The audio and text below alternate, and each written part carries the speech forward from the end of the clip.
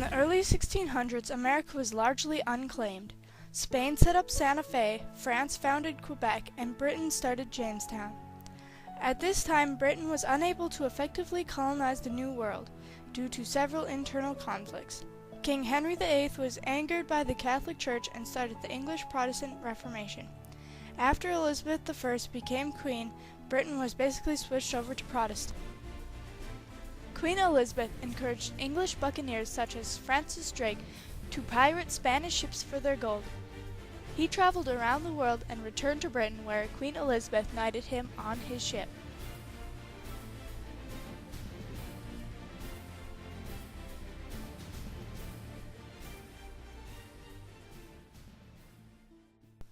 English attempts at colonizing the New World were still failing miserably. One of these failures was Sir Walter Raleigh and the Roanoke Colony, later nicknamed the Lost Colony. Spain wanted revenge on Britain after stealing their gold, and thus attacked them in the Spanish Armada, but lost. When England and Spain finally signed a peace treaty, England was forced into their own colonization of the New World. England's population was growing rapidly. Landlords began enclosing their farms for sheep to graze on, which forced many small farmers off the land. The law of primogeniture was formed, which gave the land of landholders to their eldest sons, which caused younger sons to try their luck elsewhere. The Virginia Company received a charter from King James I to make a settlement in the New World. The New World attracted many because of its promise for gold. The original voyage to the New World had 100 people. Out of those 100 people, 40 died on the trip alone. When they founded Jamestown, they found that many problems were present, including the swampy side of the colony, as well as malaria and yellow fever. The men were very distracted by their search for gold that they did not build adequate shelters, wells, or crops. Also, no women were present on the original ship, and it didn't help them that their supply ship was shipwrecked in the Bahamas.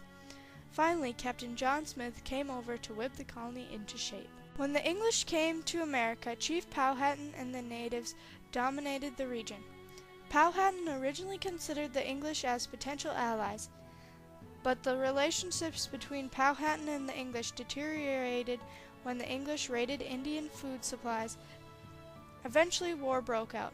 The First Anglo-Powhatan War was fought between the natives and the English. The war was ended by a peace treaty where Pocahontas was married to the colonist John Rolfe.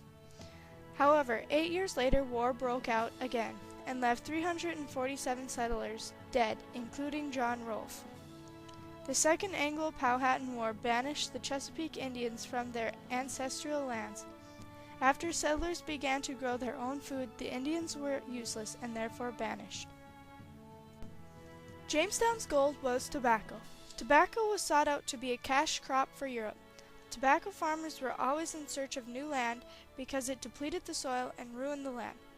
As well as the tobacco crop being found, representative self-government was found as well. King James I began to grow hostile with Jamestown. He detested the tobacco and distrusted their self-government. In 1624, he revoked the charter which made Virginia directly under his control. The fourth colony was Maryland.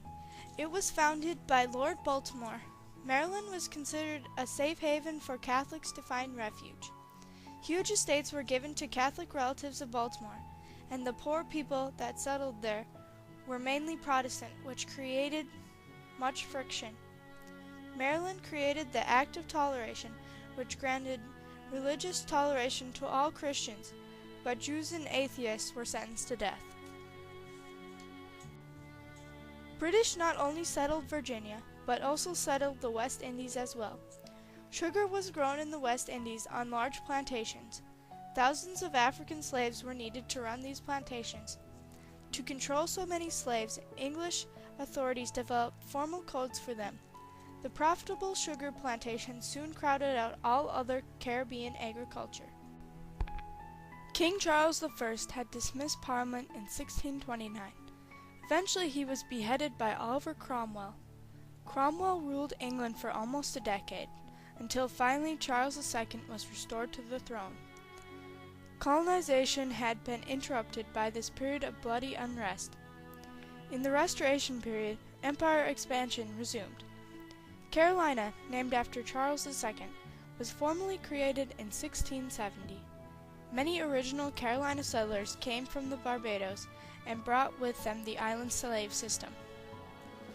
After much experimentation, rice emerged as the main crop in Carolina. African slaves were hired to work on the rice plantations. Many new settlers to come to Carolina were squatters, people who owned no land. Isolated by wilderness and water, North Carolina became strong-spirited and resistant to authority. Following much debate, North Carolina separated from South Carolina. North Carolina had an ongoing tragedy of bloody relations with the Indians. Tuscarora Indians attacked North Carolina, but North Carolina crushed the Indians. Georgia was formally founded in 1733. It was the last of the original 13 colonies. Georgia was intended to be a buffer state between the British colonies, the Spanish settlements in Florida, and the enemy French in Louisiana. It was founded by James Oglethorpe and named after King George II. Maryland, Virginia, North Carolina, South Carolina, and Georgia shared many distinctive features, all of which were plantation colonies, and slavery could be found in all of them. Plantations grew many profitable crops, notably tobacco and rice. The growth of their cities was often stunted by forests. Most churches and schools were hard to find because everyone was so spread out. Frontations with the natives were held often. And so, the 13 colonies were born, opening a door to the New World, for many to start a new life filled with plenty of opportunities.